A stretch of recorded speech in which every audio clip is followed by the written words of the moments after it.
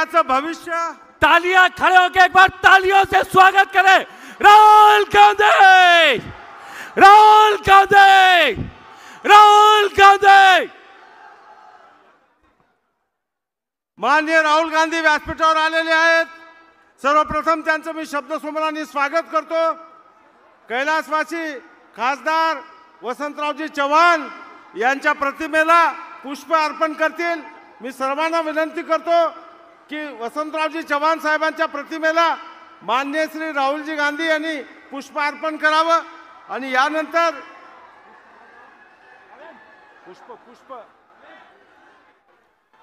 माननीय श्री राहुलजी गांधी यांचा सत्कार करण्यासाठी मी नांदेड लोकसभेच्या पोटनिवडणुकीचे उमेदवार आदरणीय रवींद्र वसंतराव चव्हाण, जिल्हाध्यक्ष हनुमंतराव पाटील बेटमोगरेकर, BR कदम काका, अब्दुल सत्तारजी, दरकजी या सगळ्यांना विनंती करतो की त्याने राहुलजींचा सत्कार करायचा। राहुलजी माननीय वसंतरावजी चव्हाण साहेबांच्या प्रतिमेला पुष्प अर्पण करून येत आहेत। आपले लाडके नेते अचानक आपल्याला सोडून गेले आणि माननीय वसंतरावांच्या निधनामुळे पोटनिवडणूक लागली। मी रवींद्र चव्हाण, हनुमंतराव पाटील, अब्दुल सत्तार, BR कदम, दरकजी यांना विनंती करतो की त्यांनी माननीय राहुलजी गांधी यांचा सत्कार करावा। सत्कारामध्ये पवित्र गुरुद्वाऱ्याची प्रतिमा त्यांना देण्यात यावी। खादीचा सुतीहार, शाल, श्रीफळ देऊन या देशाच्या नेत्याचा सत्कार होतोय। मी सर्व विचारपीठाला व्यासपीठाला विनंती करतोय, राहुल गांधी काँग्रेस पक्षाचा। सर्व उमेदवारांना विनंती करतो, विधानसभेचे उमेदवार उभे राहतील, लोकसभेचे उमेदवार उभे राहतील। व्यासपीठावर सचिन पायलट साहेब, रमेश चन्नीतला साहेब पुष्पहाराने स्वागत झालंय। यानंतर विचार मंचावर मी श्री यशपालजी भिंगे यांना विनंती करतो, विजय चव्हाण, यशपाल भिंगे, आनंद चव्हाण, श्याम दरक यांना विनंती करतो की त्यांनी काठी आणि घोंगडे देऊन माननीय राहुलजी गांधी यांचा सत्कार करावा। ताबडतोब कृपा करून, वेळ कमी आहे, लवकर या। माननीय राहुलजी गांधी यांचा सत्कार श्री यशपाल भिंगे, आनंद चव्हाण, विजय चव्हाण, श्याम दरक या सगळ्यांना विनंती करतो। रवींद्र चव्हाण, हनुमंतराव पाटील, मेनलताई खतगावकर, अब्दुल सत्तार भाई, आमचे सर्व उमेदवार या सर्वांना विनंती करतो, या देशाच्या नेत्याचा आगळा वेगळा सत्कार काठीनं घोंगडं घेऊ द्या किरण, मला बी जत्राला येऊ द्या किरण। राहुल गांधी। माननीय राहुलजी गांधी यांचा सत्कार संपन्न झालेला आहे। माननीय शिवसेनेचे नेते, राष्ट्रवादीचे नेते माननीय सूर्यकांताताई पाटील, माधवरावजी किनाळकर सर्वांची उपस्थिती तर लाभलेल्या मी यानंतर लोकसभेचे उमेदवार रवींद्र वसंतराव चव्हाण यांना विनंती करतो की त्यांनी प्रेम आहे रवींद्र वसंतराव चव्हाण यांनी प्रास्ताविकपर आपलं भाषण। रवींद्र वसंतराव चव्हाण।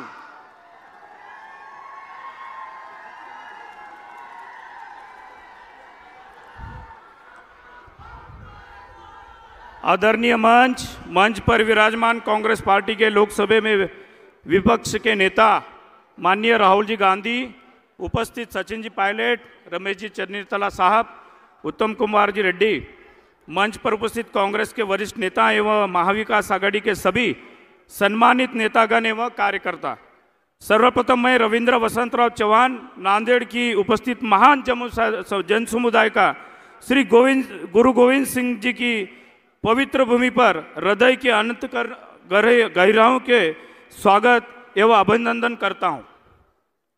प्रिय साथियों, मैं राहुल जी का एवं कांग्रेस के वरिष्ठ नेतृत्व का आभार मानता हूं, जिन्होंने हमें नांदेड़ लोकसभा जनता का सेवा करने का अवसर प्रदान किया। साथियों, सभी जानते हैं कि आज के कुछ महीने पहले नांदेड़ में नेतृत्व की कमी, उस समय कांग्रेस के नांदेड़ में मजबूती देने के लिए स्वर्गीय वसंतराव जी चव्हाण ने नांदेड़ कांग्रेस का कमान अपने हाथों में लिया एवं नांदेड़ की महान जनता के आशीर्वाद से ऐतिहासिक जीत यहाँ हासिल की है। यह विश्वास दिलाया कि कोई आगे आए या जाए, नांदेड़ कांग्रेस का गढ़ था, है और हमेशा रहेगा। मगर साथियों, नीति के सामने आगे किसी की नहीं चलती है। आप सबको पता है 26 अगस्त को आपके चहेते सांसद वसंतराव जी चौहान समय के पर्दे के पीछे चले गए। समय बात होती है एवं इसी समय ने कांग्रेस पार्टी ने महाविकास आघाड़ी के उम्मीदवार में मुझे चुना। साथियों, आप सभी को मालूम है कि कांग्रेस पार्टी का नांदेड़ की जनता से विशेष लगाव है और कांग्रेस पार्टी जब भी सत्ता में रही है नांदेड़ के विकास के लिए प्रतिबद्ध रही है। आदरणीय राहुल जी, हम आपको अवगत करना चाहते हैं कि हमारे लोकसभा क्षेत्र में अभी भी फंडामेंटल सुविधा का अभाव है। हमारे क्षेत्र में किसान अभी भी आत्महत्या कर रहे हैं, महिलाएं सुरक्षित नहीं है, युवाओं को हाथ को रोजगार नहीं है एवं रेलवे एयरलाइंस की कनेक्टिविटी अभी भी जरूरी है। राहुल जी, मैं आपके सामने पूरी जनता को विश्वास दिलाना चाहता हूं, नांदेड़ जिले के सभी प्रश्न हल करने के लिए मैं प्रतिबद्ध रहूंगा। ये आपको भरोसे को कभी टूटने नहीं दूंगा। जाते जाते मैं इतना ही कहना चाहता हूं कि महाराष्ट्र में हमेशा महाविकास आघाड़ी की सरकार लानी है, तो मैं सभी से आह्वान करना चाहता हूं कि 20 नवंबर को जो हमारे लोकसभा क्षेत्र और उसमें आने वाले सभी हमारे जिले के सभी महाविकास आघाड़ी के उम्मीदवार, इन्हीं सभी को आप भारी वोटों से जीत के दे, इतना मैं आप सभी को आह्वान करता हूं। धन्यवाद। जय हिंद, जय संविधान। राहुल गांधी एक बार ऐतिहासिक स्वागत करें और राहुल जी को स्वागत के लिए तैयार करें और ऐतिहासिक तालियों के साथ माननीय राहुल गांधी जी को हम बुलाते हैं कि आपके बीच में माननीय राहुल गांधी जी तालियों के साथ खड़े होकर स्वागत करें। माननीय राहुल गांधी साहब। सर, मैं सभी उम्मीदवारों को सूचना देता हूं, विनंती करता हूं। या देशाचे नेते, भारताचे भावी पंतप्रधान माननीय राहुल गांधीजी, मी यांना पाचारण करतो की त्यांनी येऊन सभेला संबोधित करावं। राहुल गांधी।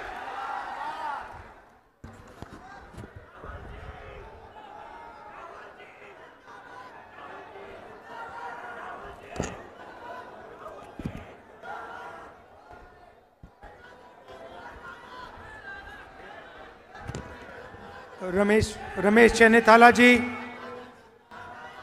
सचिन पायलट जी, उत्तम रेड्डी जी, पी श्रीनिवास रेड्डी जी, बी.आर. कदम जी, स्टेज पे सीनियर नेता, हमारे प्यारे कार्यकर्ता, गठबंधन के प्यारे कार्यकर्ता,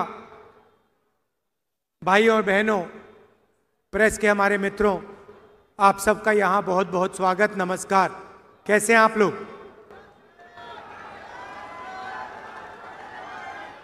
कांग्रेस के कार्यकर्ताओं का मूड कैसा है? सुनाई नहीं दे रहा भाई? ठीक है बब्बर शेर? आप हमारा मैसेज जनता तक पहुंचाते हो और बाकी पार्टियां जो गठबंधन में हैं उनके भी कार्यकर्ता मैसेज पहुंचाते हैं। तो शुरुआत में विचारधारा से करना चाहता हूं। ये दो विचारधाराओं की लड़ाई है। एक तरफ कांग्रेस पार्टी, इंडिया गठबंधन और दूसरी तरफ बीजेपी और आरएसएस। लड़ाई संविधान की है। अब मैंने सुना कुछ दिन पहले प्रधानमंत्री ने कहा कि ये जो संविधान मैं अपने हाथों में पकड़ता हूं, ये खाली है। तो मैं उनको कहना चाहता हूं, नरेंद्र मोदी जी, आप इस संविधान को समझे नहीं हो। इस संविधान में सिर्फ हिंदुस्तान की आवाज नहीं है, इस संविधान में अंबेडकर जी, गांधी जी, फूले जी, बिरसा मुंडा जी, नारायण गुरु जी, बसवना जी, बुद्ध भगवान जी, इन सब की आवाज है। और इसको आप खाली इसलिए कहते हो क्योंकि आपने अपनी जिंदगी में यह किताब कभी नहीं पढ़ी है। क्योंकि अगर आपने ये किताब पढ़ी होती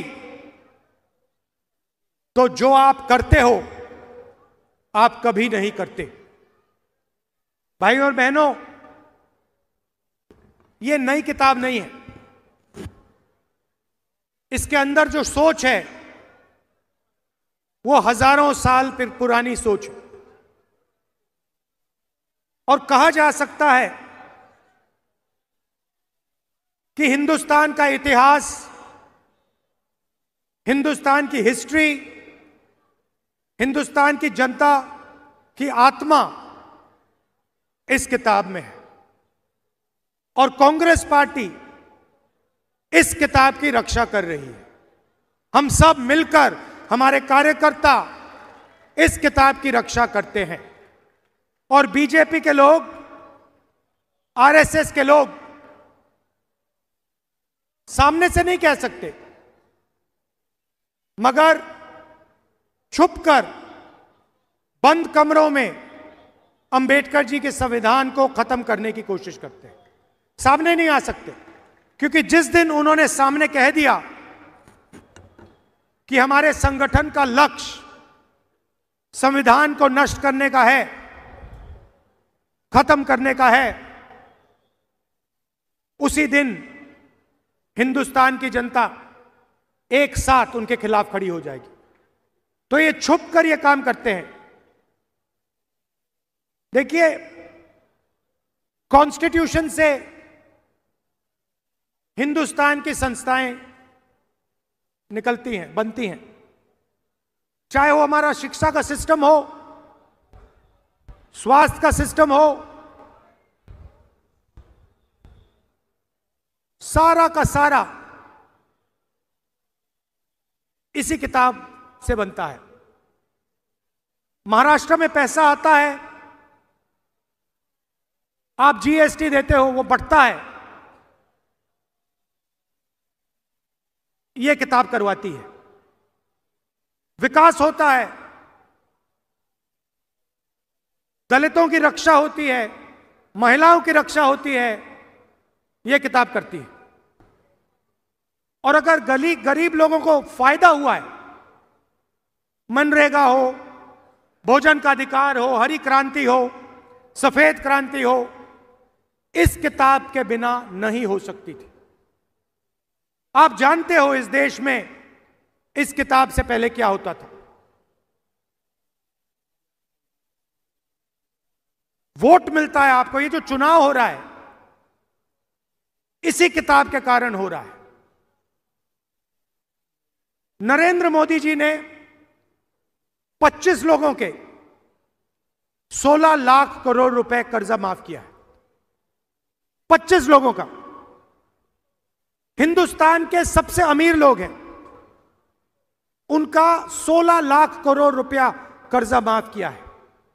इस किताब में कहीं नहीं लिखा, इस किताब में कहीं नहीं लिखा कि 25 लोगों का 16 लाख करोड़ रुपया कर्जा माफ होना चाहिए और किसानों का, मजदूरों का, गरीबों का 1 रुपया नहीं माफ होना चाहिए। कहीं नहीं लिखा इसमें।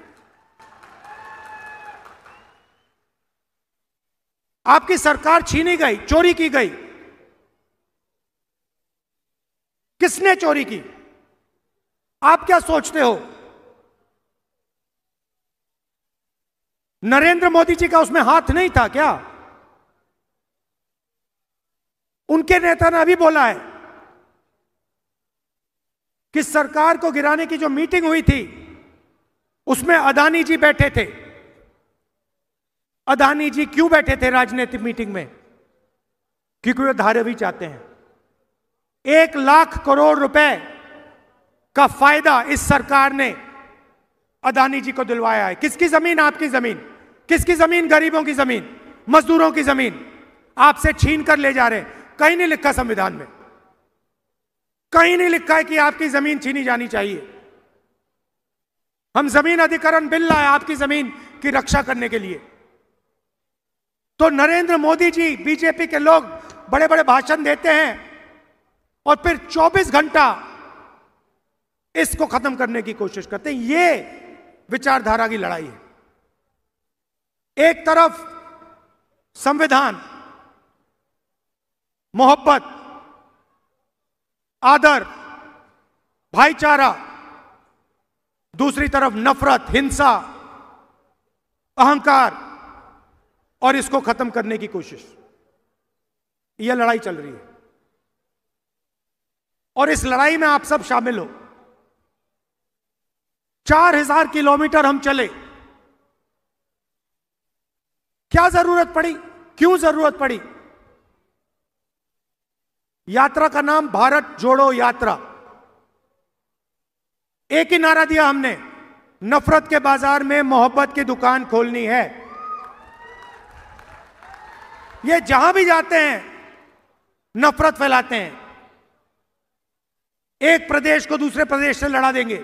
मणिपुर जाइए, जाके देखिए वहां क्या हुआ है। आज तक हिंदुस्तान का प्रधानमंत्री मणिपुर नहीं जा सकते और ना गए। इतिहास में नहीं हुआ ऐसे कि हमारे प्रधानमंत्री एक प्रदेश में जो जल रहा है 1.5 साल के लिए वहां गए नहीं।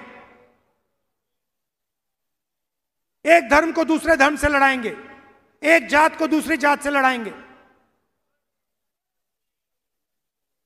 बांटने का काम करेंगे और धन 20-25 लोगों के हवाले करेंगे। देश में बेरोजगारी है, महंगाई बढ़ती जा रही है।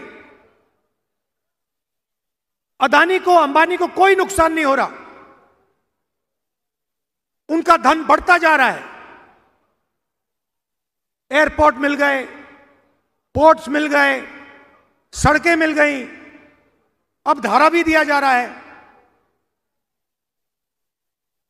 नुकसान आपका है, नुकसान सोयाबीन के किसान का है, नुकसान मजदूर का है, नुकसान बेरोजगार युवा का है।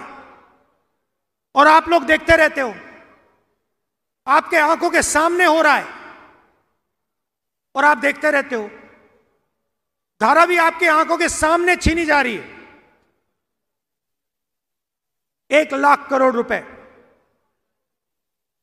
70,000 करोड़ रुपए में हमने हिंदुस्तान के हर एक किसान का कर्जा माफ कर दिया था। 70,000 करोड़ रुपए में हिंदुस्तान के हर किसान का कर्जा माफ कर दिया। उतना पैसा अदानी को सिर्फ मुंबई में दिया जा रहा है।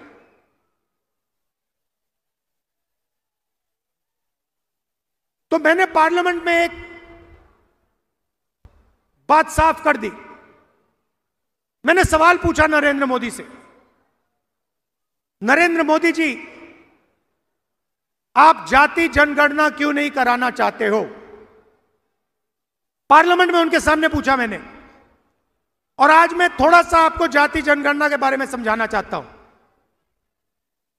भाइयों और बहनों, देश में 15% दलित आबादी है, 8% आदिवासी हैं, 50% कम से कम पिछड़ा वर्ग है और 15% माइनॉरिटी है।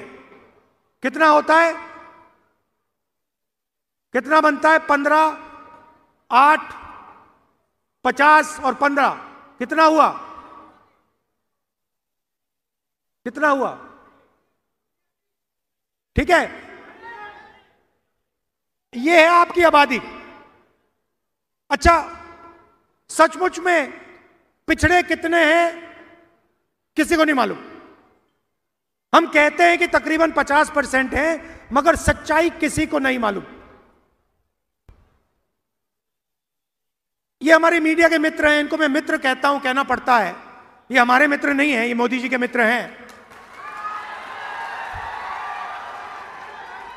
आप मुझे एक बात बताओ, शाम को डिस्कशन चलेगा, देखिए मुस्कुरा रहे हैं, कह रहे हैं राहुल गांधी ने सही बात बोल दी। इनकी गलती नहीं है, इनको बेचारों को सैलरी लेनी है,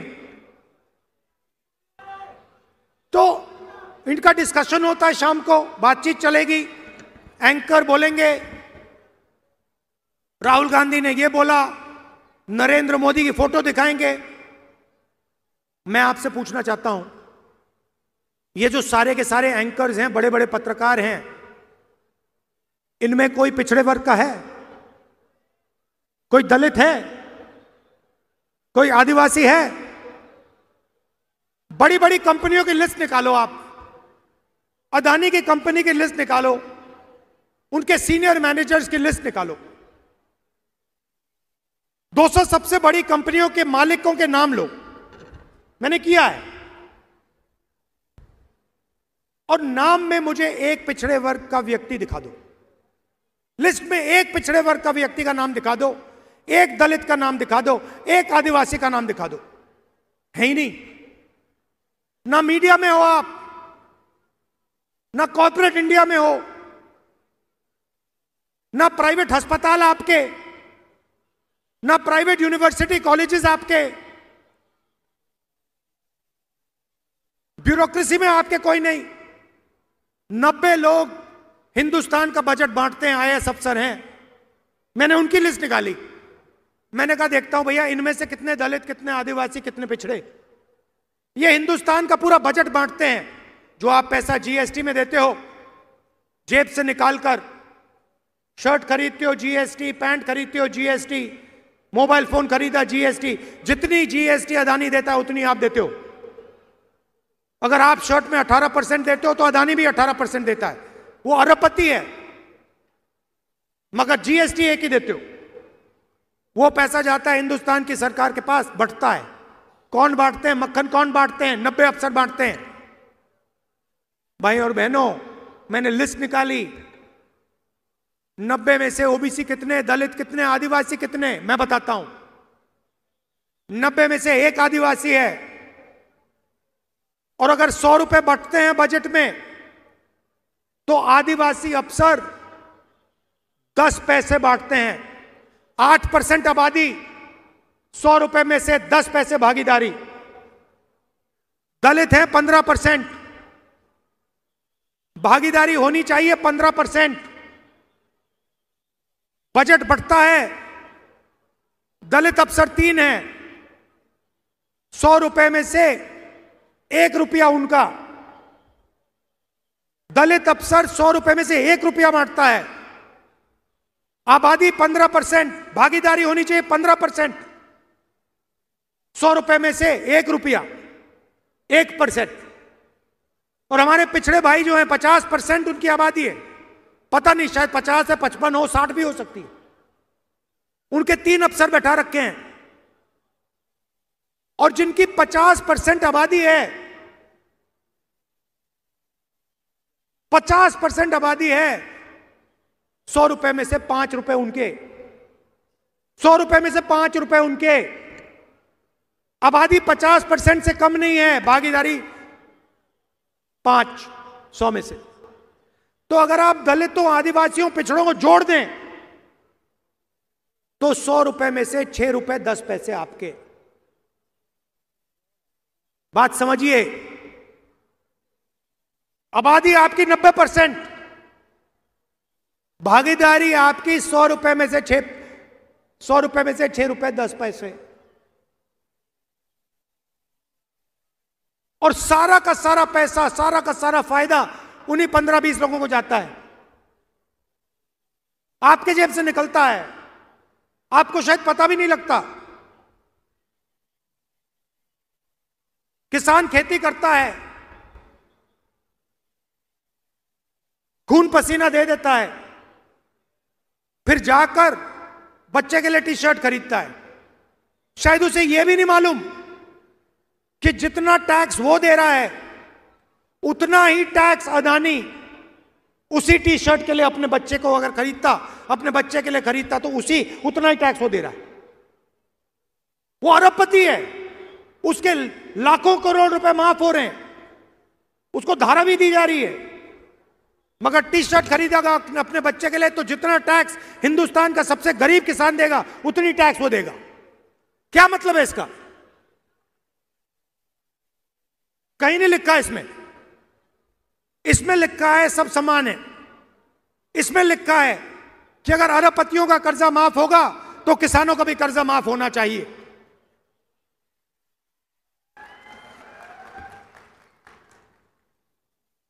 तो यह फर्क है। काम वो 15-20 लोगों के लिए करते हैं। अच्छा, महाराष्ट्र की सरकार चला रहे हैं, सुना है, मैंने सुना है महाराष्ट्र की सरकार चल रही है। तो मुझे आप बताइए, अगर महाराष्ट्र की सरकार चल रही है तो वेदांता फॉक्सकॉन का जो सेमीकंडक्टर प्लांट है, 1.5 लाख करोड़ रुपए का प्लांट, लाखों रोजगार देने वाला प्लांट, महाराष्ट्र से गुजरात कैसे चला गया? अगर महाराष्ट्र की सरकार चल रही है तो टाटा एयरबस हवाई जहाज मैन्युफैक्चरिंग प्लांट 1.8 लाख करोड़ रुपए का प्लांट, जिससे 10,000 युवाओं को रोजगार मिलता, वो गुजरात कैसे चला गया? अगर महाराष्ट्र की सरकार चल रही है तो जो आईफोन बनाने का प्लांट था जो यहां आया था 2 लाख करोड़ रुपए का, 75,000 युवाओं को रोजगार देने वाला, वो गुजरात कैसे चला गया? अगर महाराष्ट्र की सरकार चल रही है तो बल्क ड्रग पार्क 3,000 करोड़ रुपए का जो 80,000 महाराष्ट्र के युवाओं को रोजगार देता, वो गुजरात कैसे चला गया? अगर महाराष्ट्र की सरकार चल रही है तो गेल का जो पेट्रोलियम प्रोजेक्ट था 60,000 करोड़ रुपए का, 21,000 युवाओं को रोजगार देने वाला प्रोजेक्ट, वो गुजरात कैसे चला गया? आपने क्या गलती की है कि आपके सारे के सारे प्रोजेक्ट, सारे के सारे रोजगार दूसरे प्रदेशों में जा रहे हैं? आप में क्या कमी है? क्या आप ये काम नहीं कर सकते? आप कुछ भी कर सकते हो, आप में क्षमता है, आप में एनर्जी है, आप में कैपेबिलिटी है, मगर आपके सारे के सारे प्रोजेक्ट्स यहां से छीन कर एक के बाद एक दूसरे स्टेट में जा रहे हैं। धारावी को अदानी जी के हवाले कर दिया। सरकार आपकी नहीं है, सरकार महाराष्ट्र की नहीं है, सरकार महाराष्ट्र के युवाओं की नहीं है, सरकार अदानी की है। उसने खरीदी है आपकी सरकार, एमएलए खरीदवाए हैं, मीटिंग में बैठा, यह सच्चाई है। तो हमने मन बना लिया है, अगर वो अरबपतियों को पैसा दे सकते हैं तो इंडिया गठबंधन की सरकार महाराष्ट्र के किसानों को, युवाओं को, मजदूरों को पैसा दे सकते हैं। हमें मालूम है कैसे करना है। तो सरकार आने के एकदम बाद महिलाओं से कहना चाहता हूं, शुरुआत आपसे होगी। 1 तारीख हर महीना आपके बैंक अकाउंट में खटाखट 3,000 रुपए अंदर, 3,000 रुपए अंदर। दिसंबर, जनवरी, फरवरी, मार्च, अप्रैल में आप उठोगी, सुबह उठोगी, बैंक अकाउंट देखोगी, चेक करोगी, 3,000 रुपए अंदर। और उसके बाद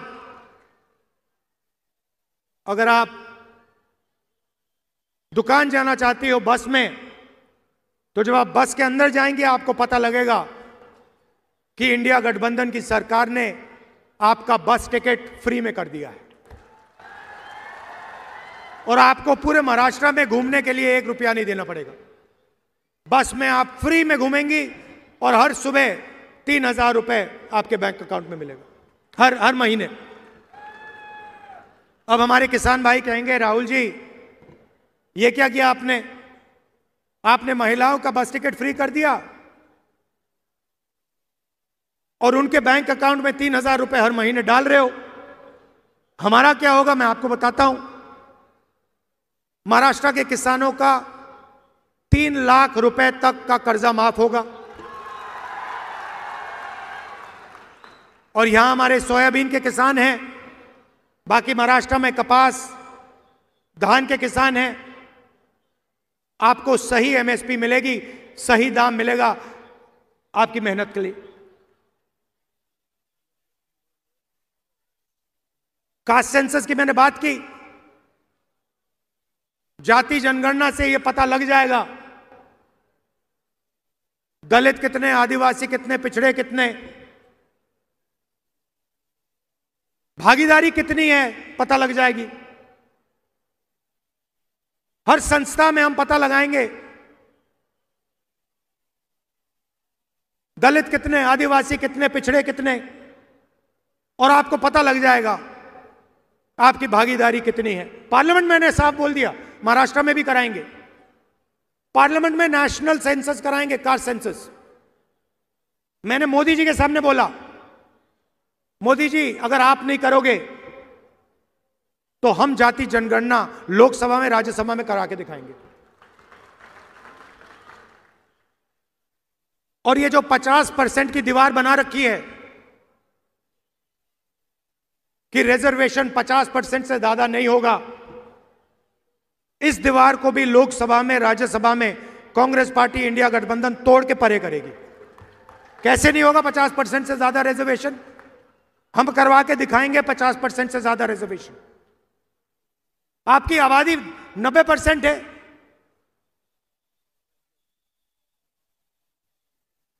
भागीदारी भी होनी चाहिए।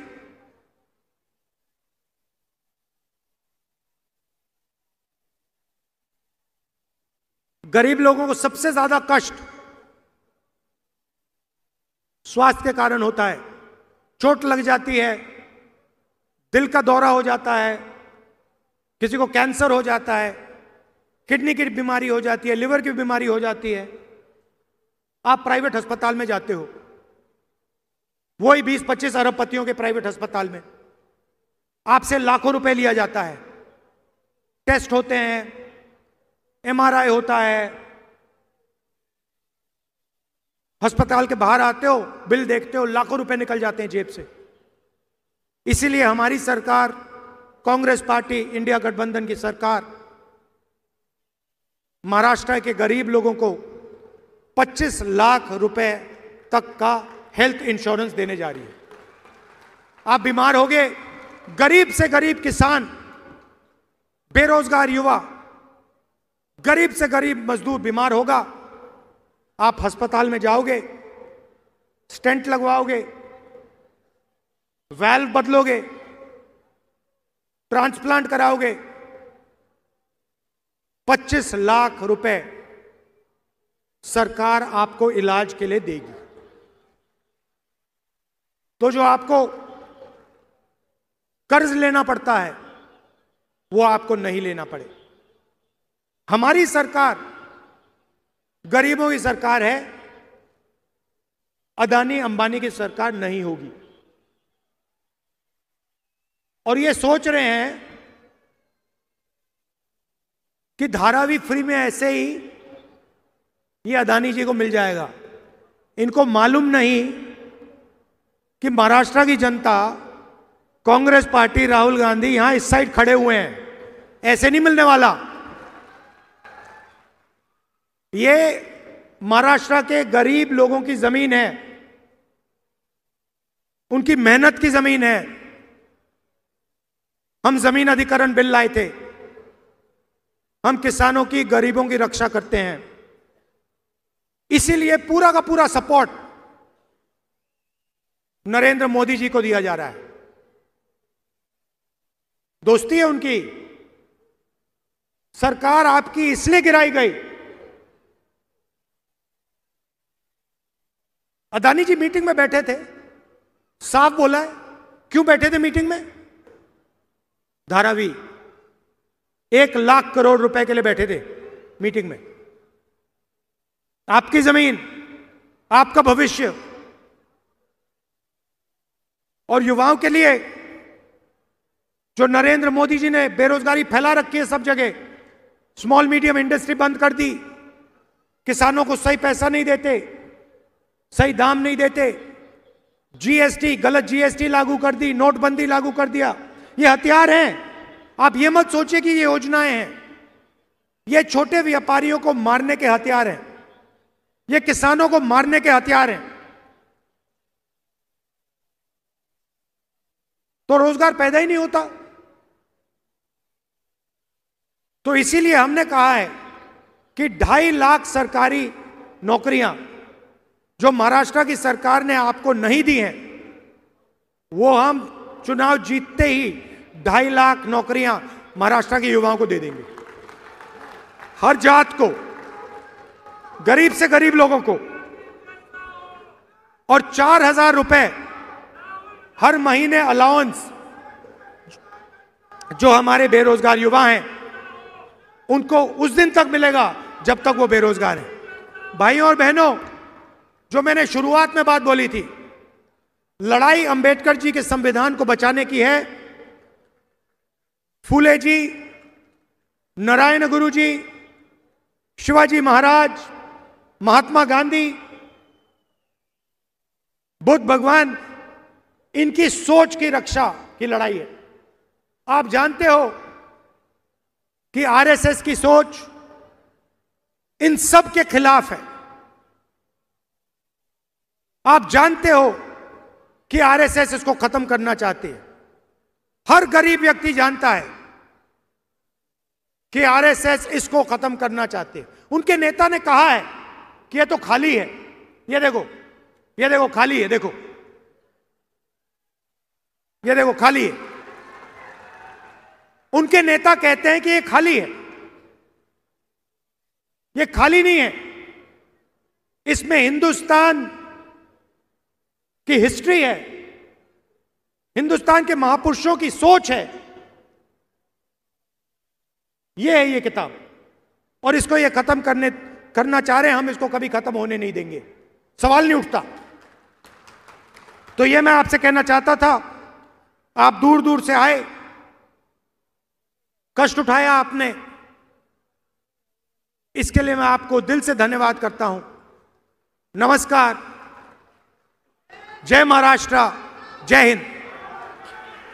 धन्यवाद राहुल जी।